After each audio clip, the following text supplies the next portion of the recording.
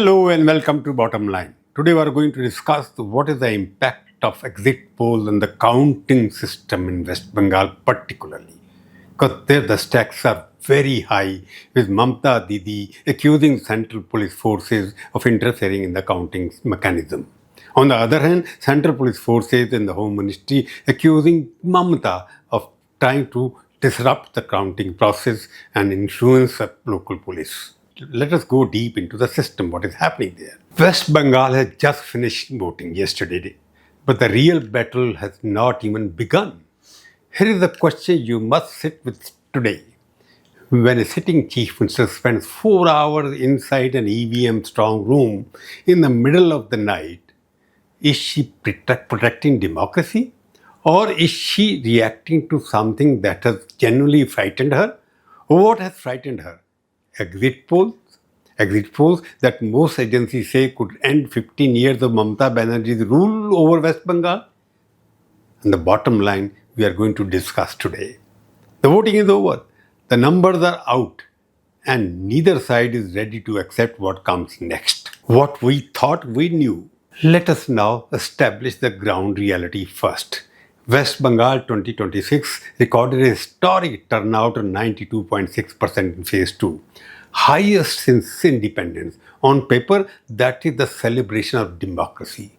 2 phases, competitive, counting day imminent. This is a script we were supposed to follow, but West Bengal never follows the script. It writes its own, usually in blood.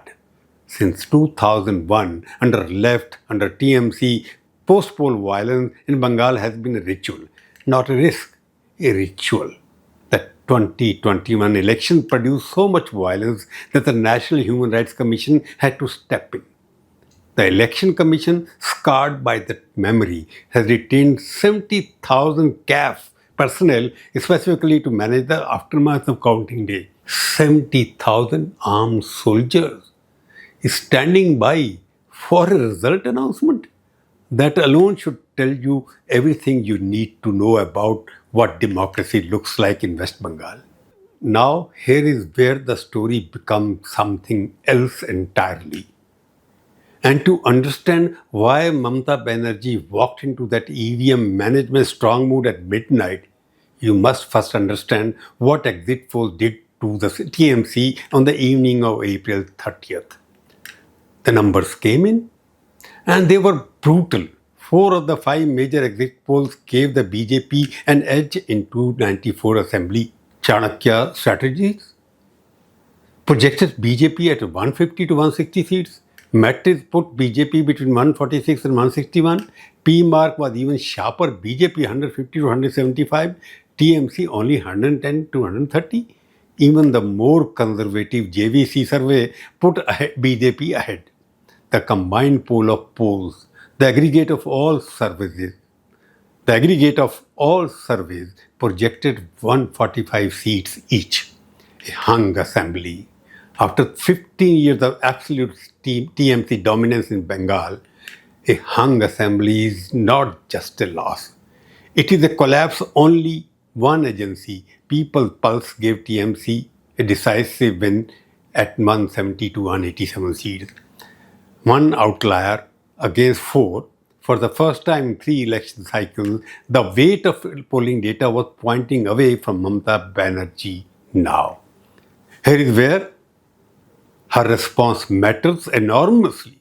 Mamata Banerjee did not accept these numbers quietly. She came out swinging. She called exit polls, and I am quoting her directly, predictions made at BJP's behest to demoralize TMC workers. She claimed she would win over 226, and then she involved history. She said, exit polls have been wrong before. They have been wrong in the last 3 elections. They will be wrong again. And here is the uncomfortable truth. She is not entirely wrong about that. Exit polls have troubled track record in Bengal. In 2021, most surveys underestimated TMC's margin significantly. She won 213 seats when many polls showed a far tighter race. In 2024, TMC outperformed expectations in the Lok Sabha contest as well. Bengal is notoriously difficult to poll and predict. There is a culture of what political scientists call preference falsification. Voters in Bengal, under the shadow of political violence and booth level intimidation, do not always tell posters the truth. So Mamata's skepticism of exit poll is not irrational. It is rooted in real experience. But, and this is the critical but, her response to exit polls in 2026 has crossed a line that skepticism alone cannot explain. Because within hours of the exit poll numbers being published, she personally walked into EVM strong room. Her party released footage alleging tampering. Her leaders threatened what she called a life and death battle. This is not the behavior of a leader who believes the polls are wrong and trusts the process to prove it. This is the behavior of a leader who fears the poll might be right. Means the exit poll might be right. And is already building the narrative to contest the result which finally comes on 4th of May. Let me give you my bottom line on what is actually happening in West Bengal. Exit polls have done something in West Bengal 2026 that no opposition campaign could achieve on its own.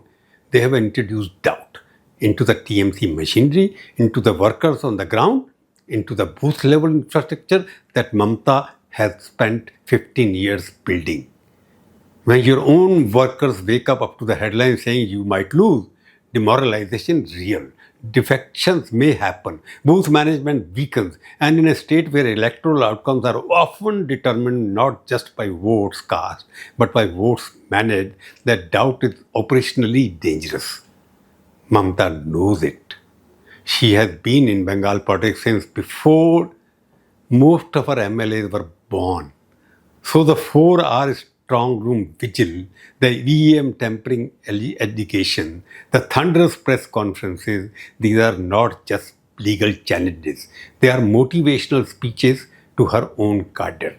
She is telling her workers the exit polls are lies, our EVMs are being tampered with, and we must fight. This is where it becomes dangerous for everyone else. Because when you tell 70,000 workers that the election is being stolen and then the results come in, regardless of what these results say, you have already primed your base, rejection and resistance. If the TMC wins, the narrative becomes we fought back against BJP's fake polls. If TMC loses, the narrative becomes the EVMs were rigged, just as Didi warned. Either outcome now has a pre-built justification for violence or questioning the exit poll.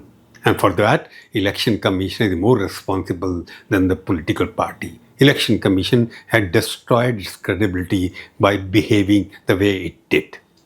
That is what 70,000 CAPF, Central Forces soldiers, are actually containing, not vote counting. They are containing the consequences of a narrative that has already been released into Bengal's politically volatile air. That is what the central government is claiming. That is what the ruling BJP is claiming. But I have now got the counter argument as well, and it deserves to be heard seriously. Mamata supporters will say she is right to be suspicious. Exit polls have failed Bengal before, spectacularly in 2021. They underestimated her by 30 seats or more. In a state where posters themselves admit voters don't tell the truth, how can we trust these numbers? They will also point out that X is My India, one of India's most respected or credible polling agencies, what they say, refused to release a West Bengal exit poll this time. Their own explanation, voters were significantly reluctant to share political preferences. That reluctance itself tells you how charged and intimidated the political atmosphere is in West Bengal. Fair points, all of them. But here is my rebuttal. Even if the exit polls are wrong, and they may well be, the answer is to wait 48 hours for the actual count, not launch a midnight vigil, not to release unverified tampering footage, not to call it a murder of democracy before a single vote has been counted.